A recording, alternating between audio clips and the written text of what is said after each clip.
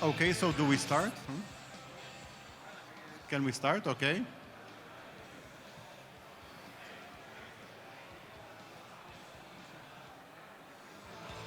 One, two, one, two. Is everything okay? Before starting, do you know that 2% of the people own 98% of everything? Money, assets, businesses? If you are here, you are part of the 2%. This is what I wanted to say. Before starting, just to make an introduction, when you attend such events, you meet a lot of people, you see a lot of panels, keynotes. If you take only one, two great ideas, and if you implement them, it can change everything for you. This is the most important. It's not about lunch, it's not about coffee break, it's not about small talks, it's about meeting the right people. Let's say if you are looking for partners or for investors or for other things, or joining the right keynotes, the right panels from which you will get the information you need, and if you apply that information to change everything. And I'm grateful and honored to speak at a lot of events. And my focus is always on this part, to speak in value-added part in the events, and not to pitch myself or to say, okay, I'm like this or like that, but to pitch ideas, concepts, which some of them are ahead of the market, so things that will come. And when you apply these things, in your projects, in your businesses, in your concepts, to change everything. Because when we attend such events, we invest our most precious resource, our time. We can make more money tomorrow and the day after tomorrow, but can you buy back one day on your life? Can you? Who can? Can you buy 1 hour, at least 1 minute? No. You can't.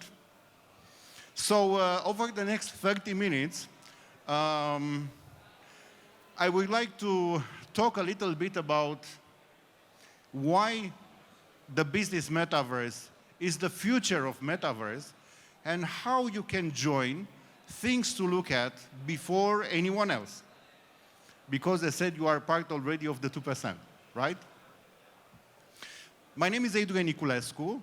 I'm a Romanian serial entrepreneur and investor, and I've been involved in blockchain space since 2016.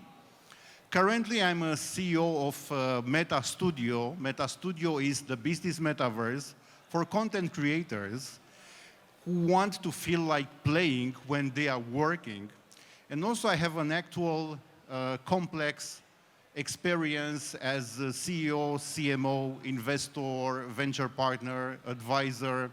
I advise more than 10 projects, maybe there are 15 right now, where I add value mostly on the sales, marketing, and business development part.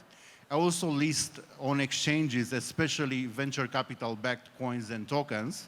I work with most of important venture capital firms. And in this industry, I focus on being a contributor. So being a small piece in the system which will help this market grow.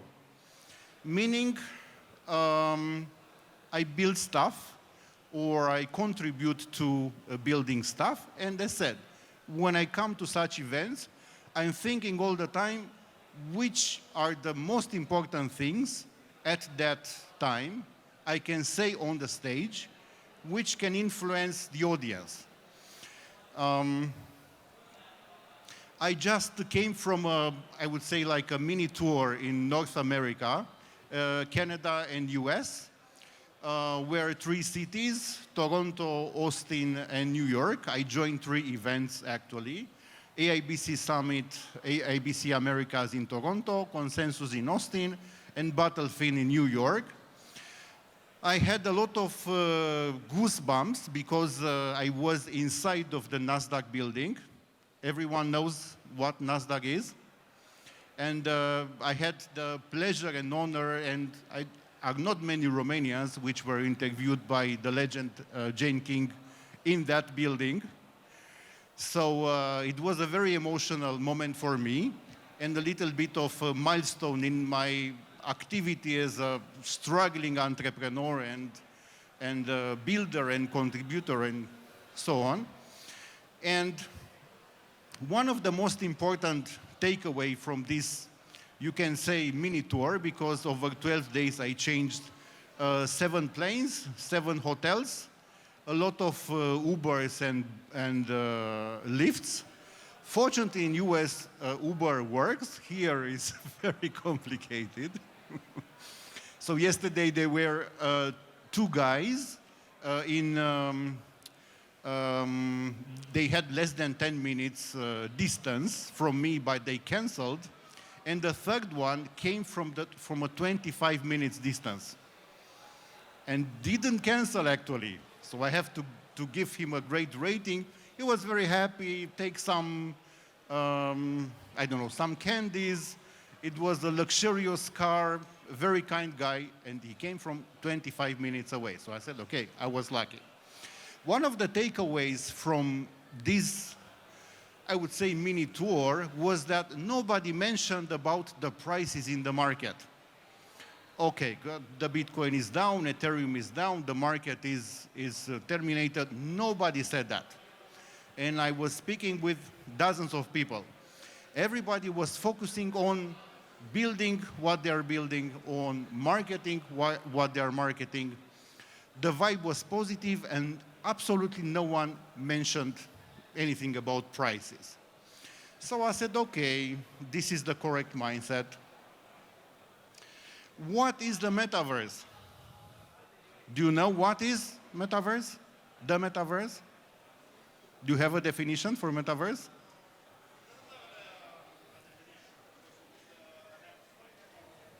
A what?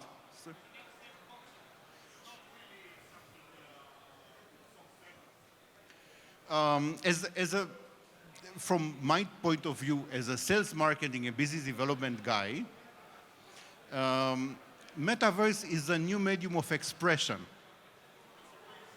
Like it was the internet in the 90s. The internet is still here, but is a little bit different than how it was in the 90s. But it's a new medium of expression, meaning that slowly becomes part of our DNA. So the planet grows, we as humans are developing ourselves, our brain changes a little bit, so this metaverse, if it's part of how we express ourselves, will develop in some ways we don't have a clue right now. And I wanted to use it as an example, one of the, I would say, physical metaverses, which is Times Square in New York, where people stay for hours to watch for commercials.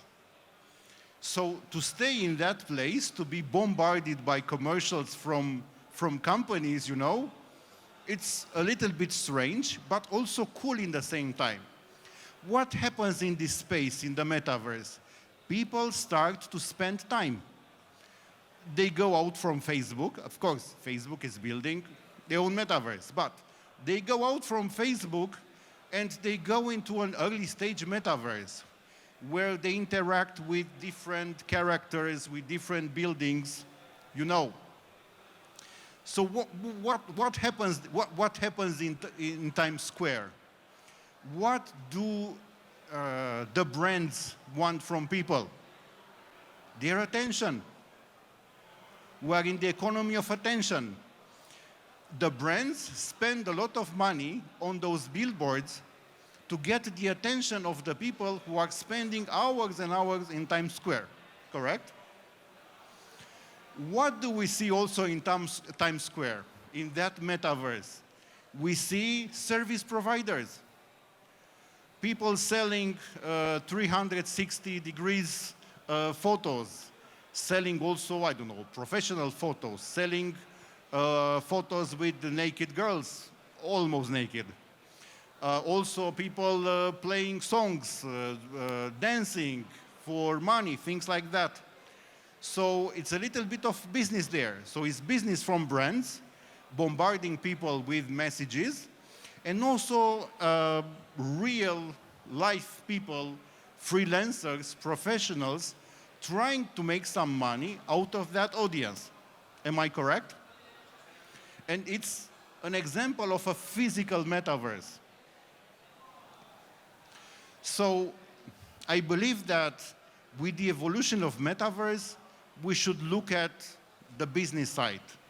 And this is the future of the metaverse. One thing I wanted to share, I had a problem I want to share with you. Going to so many conferences, I didn't have any professional photos done in a studio. Only snippets from conferences to put in the profiles for the next conference. So if you look at my profile on Crypto Milan on the website, you will see that has some pixels on it if you look at it enlarged, you know? So I said, okay, because I'm in New York, I have to go to a studio to make some photos. But while I was in Times Square, I said, okay, why not doing it here? So I found a guy, and for $20, he made 2 photos. One of them is this one. So, if you want to involve early in the metaverse, you have different avenues. You can build a metaverse as a project if you have a team, if you have some money from investors, or you can provide services for other metaverses, like, I don't know, marketing services or consulting or something else. Or you can go into a metaverse and do something. Start a business. For example, if a metaverse is selling pieces of land, you can become even a realtor in the metaverse and to do transactions with virtual pieces of land. You can even do that. The metaverse is creating a new world of jobs and opportunities. We don't have a clue about the majority of them. They will appear. We are still very early, but if we involve right now, we'll have the first mover advantage, right? You hear about, for example, the people who were in the room with Mark from Facebook when he said, okay, let's do Facebook. I believe 2 of the people left the room without doing anything. And the other, I don't know, 1, 2, remained in the room, and now they are billionaires, right? Which was their unfair advantage? They were in the room, they heard about something, and they did something. They didn't leave the room, right? So one of the questions is, which projects will be built for real and not just to remain at the concept stage to raise funds and disappear? I go to many conferences, and sometimes I see the same teams coming this year with a project, raising money from investors. Next year, they come with another project, raising money for that project. But in the meantime, the old project is killed, you know? And they even go to the same VC saying, okay, we have another project. We want to raise money. It's the next big thing. And the VC says, okay, but last year we invested in that project. We have a discount. No, no, no, this is a separate project, something new.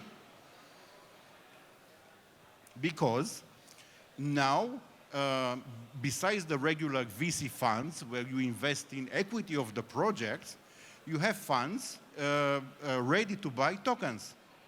But usually with tokens, you don't have equity, you don't have ownership of that project, you know?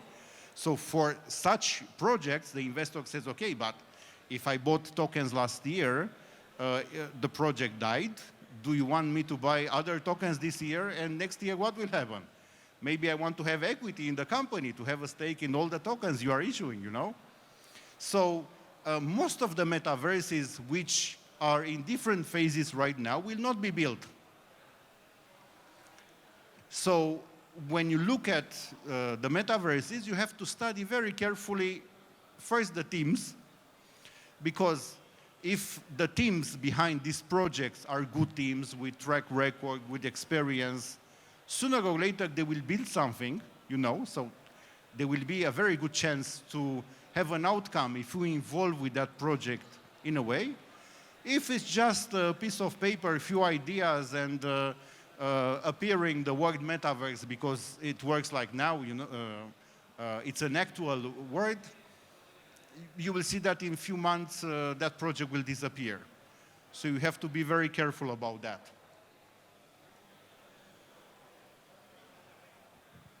Also about the projects which will be built, okay? How they will become sustainable from the financial point of view. Because in the investment world, many projects are just eating money from investors. They have some income, they are eating a lot of money, and if after 6 months they don't eat again other huge amounts from investors, they die because they are not sustainable. Even if you look at most of the VC funds, in practice, there are articles on the internet. You don't have to believe me when I say that. Most of the VC funds are not really profitable. But the administrator of the funds, they take every year, I don't know, 2% of the money they manage. Salaries, trips, and other things. You know, so if you manage, let's say, 10 million, if you have a fund of 10 million, you take, if it's a team of 3 people, you take 2% of this 10 million every year, right? Just to cover your costs. So as an administrator, you are okay. Most of the startups, when they ask for investment, they only talk about themselves. I'm pitched like crazy. I see about 1,000 pitches a year. And I receive on LinkedIn messages like, okay, do you want to join the party, our party with 50K or 100K? You know, to join the party and say, okay, if I want to join a party with 50K, I do something else, right? They don't say what's in it for the investor, but what the investor what an investor wants. They want a return on investment, right? Do they want just to join your party as a startup and to make a donation? Do they want this? What do you think? What's in it for them? Who said? Yes, if they put, I don't know, $1, they want, I don't know, $3, $5, $10, $1.50, but not 0.1. I can assure you of that. Now there are hundreds of metaverses, but let's say if you will create an avatar in one metaverse, the idea would be to use that avatar in all the other metaverses. So the metaverse is to have interoperability. Because if you have accounts in I don't know, 20 metaverses, and if you have 20 identities, it will never work, right? And it will be very, very complicated to manage. So if you look at a metaverse to involve with, it has to be a metaverse open to this interoperability. And ideally a metaverse where people will create avatars which will be used in other metaverses, you know, to be the metaverse of choice.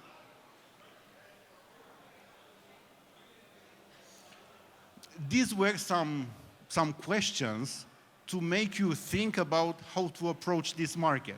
And the answer is always the business metaverse will be the one which will prevail.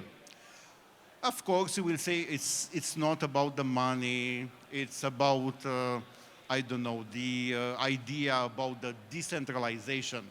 Let me tell you a little bit of a secret. Decentralization is not what we think about it. Because every platform, even, I don't know, a decentralized platform like Uniswap, is backed by venture capital. There are some rich people who infused some money there and they want a return on investment from fees and other things. There is a software support team maintaining the platform, right? So decentralization lies in how the platform is governed, how the transactions are made. But look at the crypto market.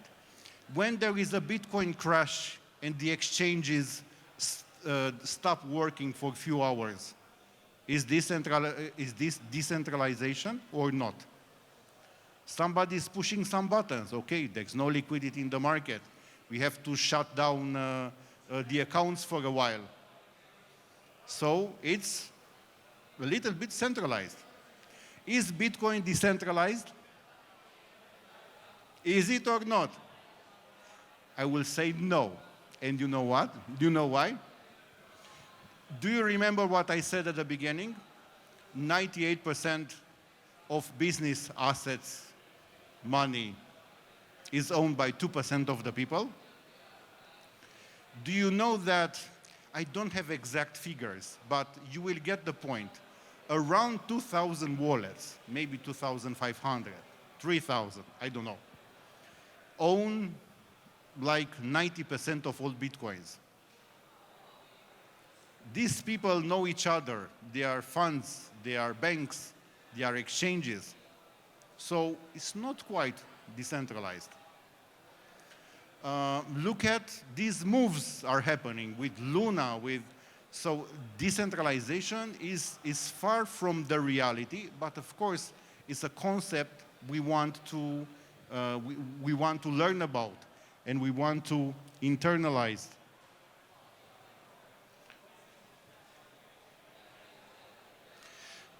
The project we are working on is a niche metaverse, is a business metaverse.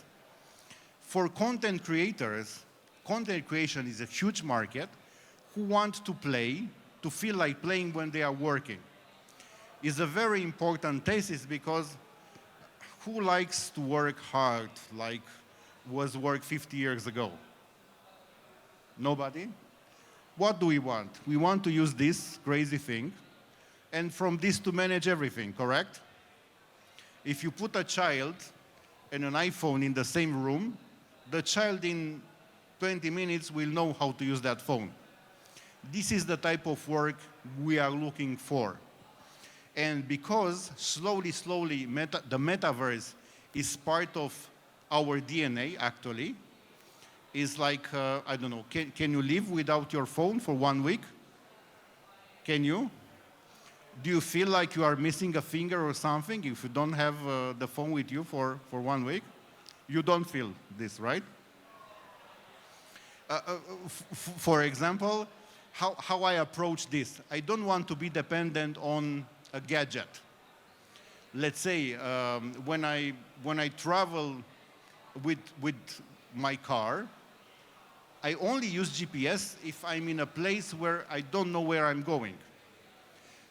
But apart from that, I said, okay, I still need to use my sense of orientation because what could happen, I told you, I was in 7 planes in 12 days. In 1 day, maybe one plane will crash. Maybe I will survive. I will be in an unknown forest without any gadget. If I'm not prepared to have awake my sense of orientation, I will die very fast, right? So I don't want to be dependent on a gadget, but of course I'm using them. And hopefully, a robot will never be able to replace me entirely. Hopefully, or I trust that. When you say hopefully, it's a weak thing. When you say I trust that, it's more powerful. Because maybe in few years, we may become some very lazy people. All the action will happen in a metaverse, and we will be like some dying human beings. Hopefully, this will not happen. When you analyze a metaverse, I would say that the principles analyzing any startup or crypto project will prevail. And I'm always looking at three things. I'm looking at the team. What kind of people are behind the project? And this is one of the things I'm repeating in different events. So I don't have two presentations the same in two events. But I have some ideas I'm repeating. This is one of them. Look at the team. If the people are good, if the people have a track record, even if the project may fail, they will find a way to turn things around. If they are fly-by-night people, even if the project is excellent, most likely they will run with the money. Not investment advice. Second thing, if there is any technological or commercial innovation in that project, if it's a new business model, if it's a new way of looking at things, if it's something which is ahead of the market, like I can give you an example from a project I was working on for 5.5 years. It's called CloudCoin. It's a post-blockchain digital currency. It was ahead of its time when it was launched 5.5 years ago, you know? Something like that. And also, the third thing, if there is potential for mass adoption. Still, after so many years with Bitcoin, you can't go with the wallet to buy bread from the supermarket, right? But you can do it if you have, I don't know, let's say a Binance account, because Binance is very present here, a Visa card from Binance, and Binance actually does the conversion between Bitcoin and fiat. So somehow in the process is also used the regular financial world, right? We have a Visa card. So look at these three things. The team behind the project, if there is any innovation, maybe a patent. If there is a technological patent, this is a huge asset. Or a commercial patent or something like that. Do you know, for example, that the model of Airbnb has a patent in the United States? The way they rent properties. You may say that it's simple, but it's patented. And also the potential to be adopted on a mass scale in a niche. For example, some coins or some metaverses will be used for gaming, especially. Others will be used for real estate. You know, there is a project developing right now like crazy called MetaBank. They are doing a banking branch in every metaverse. So you can get a loan putting as collateral your virtual land. Is this crazy? So you have a virtual piece of land valued, I don't know, $5,000 in a bull market. It may be $1,000 in a bear market, right? And you can borrow, let's say, $800, and you can put those money, let's say, on Binance, right? You can use them with the card and to buy, I don't know, groceries. It's crazy. Crazy. Imagine how many new jobs will arise from this business model. You know? If you are in a regular job, and if you want to change the industry, if you want to look at this industry, you have so many brands here. Talk to them. Because sooner or later, you may become obsolete. You know, you don't need to wait. What happens in the corporations, and this is slowing down everything, sorry, the middle managers are afraid that they will lose their jobs if this blockchain world, metaverse, will enter like crazy in their corporations, because they will become obsolete. So that's why they don't want to adopt these new technologies, these new paradigms, because they will lose the jobs. Here are my contacts. if you want to get in touch. Also, if you want to learn more about MetaStudio, please take a look at metastudio.land. Do we have some time for some questions from Q&As? Do we have time or not? No? Okay. We don't have time for questions, but I will be the whole day at that stand, the MetaStudio. 5 minutes, or? Do we have questions for 5 minutes? A second mic, please.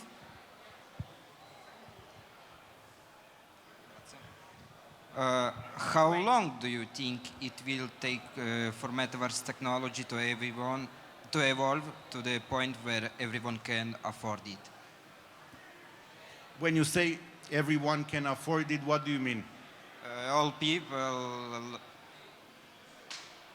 All people, when you say all people, what do you mean? Like mobile phone, if... Think about that. Blockchain is the technology. Crypto is a use case of the blockchain technology. Metaverse is another use case of blockchain technology. We here have the impression that everybody knows about these things. But in reality, I believe less than 3% of the population are involved somehow in these industries. So I will say between 5 to 10 years. Maybe if something in the economy will change, will happen what is called the quantum leap. When something which happens in 5 years will happen in 1. For example, this happened with the digitalization of many businesses during the pandemic period because they were forced to do it, you know? So on a conservatory level, between 5 to 10 years. We trust that it will happen in 1 to 2 years, but if we look at the reality, this is the reality. Other questions, please? From the gentleman here, in the first row. Not from you? We have one over there. After? Okay.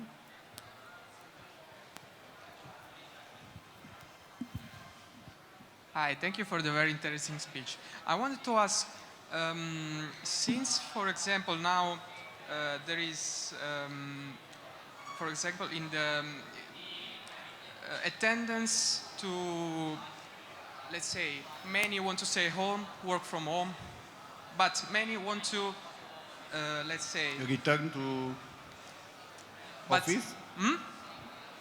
Many want to return to office, or what? Yes, many want to stay at home from office, but many try to keep the presence of this. Who, the companies or the people? Mostly, I think mostly the companies. So, but do you think the metaverse in some way can close this gap? For example,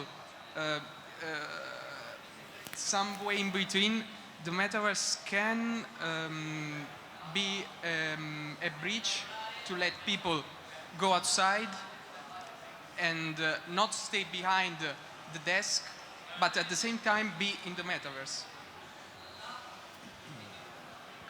We people are different, and even in 50 years from now, some of us will still want to go to an office. There are some businesses where you can't implement that. So I believe that all these models will be part of the 100% making the whole job market. But will be many people, especially from younger generations, who don't know something else, you know. For them, this is the normal thing. And for these generations, I believe the companies will have to create new ways of managing their work, including, as you say, to be part of the metaverse and, I don't know, maybe traveling, right? They may be in an airport and they could log into a metaverse, right? Whereas maybe their physical presence in the metaverse in the office, if I understood correctly. Or not. something like that. It always because if you look,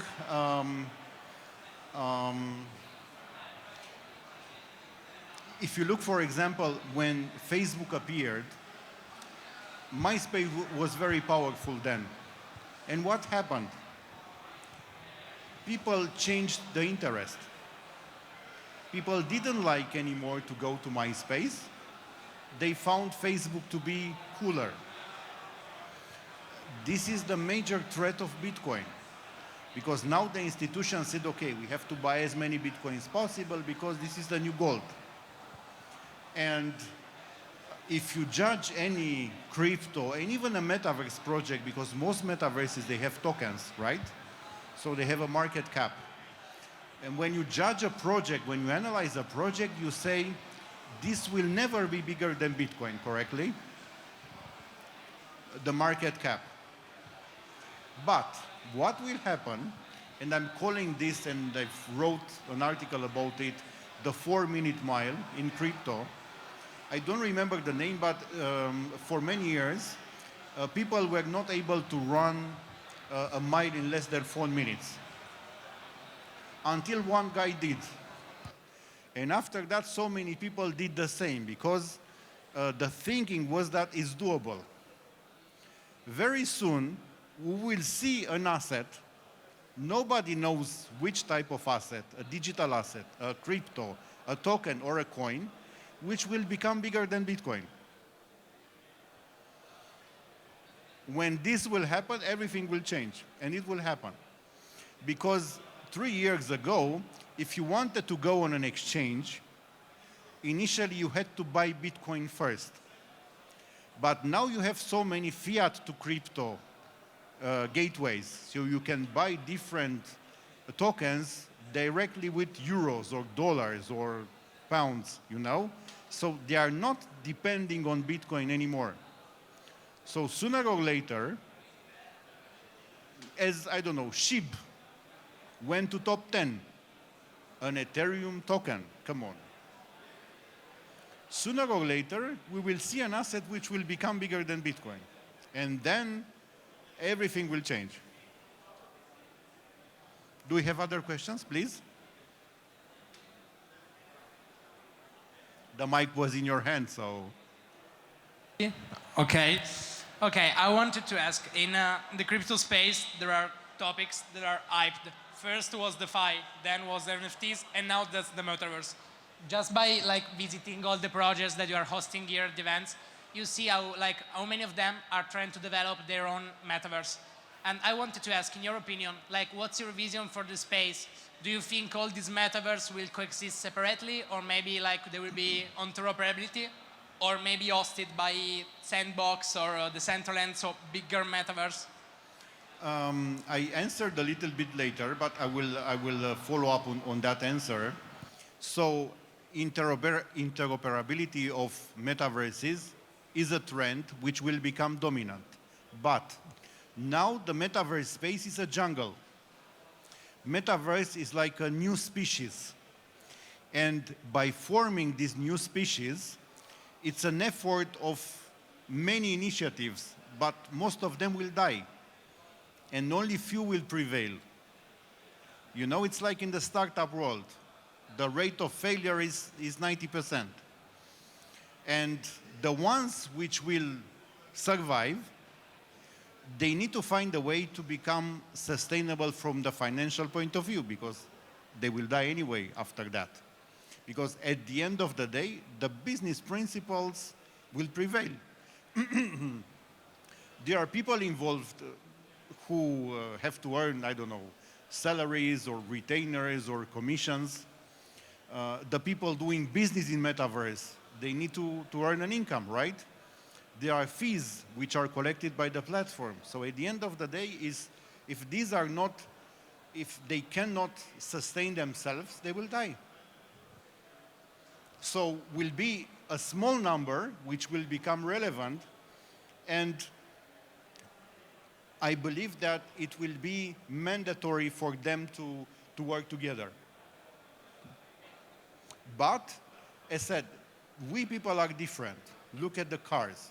Some people like BMW, some people like Mercedes. It's variety. Variety is one of the 6 basic human needs. So not all of us will like the same things. That's why it will not be one metaverse of all. Even with Facebook, some people will hate that, don't want to involve just because it's made by Facebook. If you have other questions, I said I will be at that stand, Meta Studio stand. We can speak anytime.